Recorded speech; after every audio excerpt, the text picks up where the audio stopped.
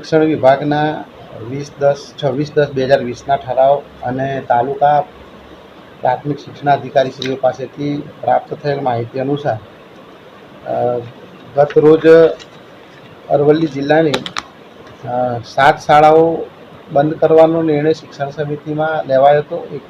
ગઈકાલે એનો પત્ર કર્યો છે અને 2 શાળાઓ છે એમાં એકનું 1 થી 5 બંધ કર્યું અને એક શાળાનું 6 થી 7 ધોરણ બંધ કર્યું.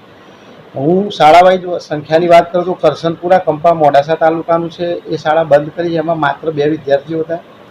સાકરિયા કંપાની અંદર 3 વિદ્યાર્થી હતા. મુનશીવાડાની અંદર પ્રાથમિક વિભાગમાં 1 થી 5માં માત્ર 1 બાળક હતું.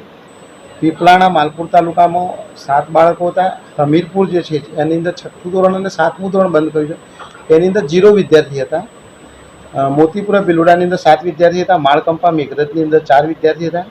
બાદરપુરા બાયડની અંદર 0 વિદ્યાર્થી હતા અને વટવટિયાની અંદર 10 વિદ્યાર્થી. એટલે 10 અથવા તો 10 કરતાં ઓછી સંખ્યા ધરાવતા હોય એવો સમિતિમાં નિર્ણય લેવાયો હતો કે 10 અથવા 10 કરતાં ઓછી સંખ્યા ધરાવતા હોય એવી શાળાઓ બંધ કરવી. કારણ કે ત્યાં આ દરેક શાળાની અંદર 2 શિક્ષકો પ્રાથમિક વિભાગમાં કામ કરતા હતા, તો બીજી જગ્યાએ એમને મૂકી શકાય. હાલ આ તમામ વિદ્યાર્થીઓ જે છે એમને તાલુકા પ્રાથમિક શિક્ષણાધિકારીને જે શાળા બંધ થઈ છે આચાર્યશ્રીઓને સૂચના આપી અને એમનું ટ્રાન્સપોર્ટેશન થાય ને નજીકની શાળામાં.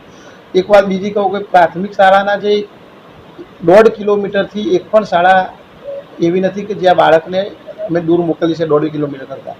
એટલે 1.5 કિલોમીટરની અંદર જ બાળકનું ટ્રાન્સપોર્ટેશન થઈ જશે.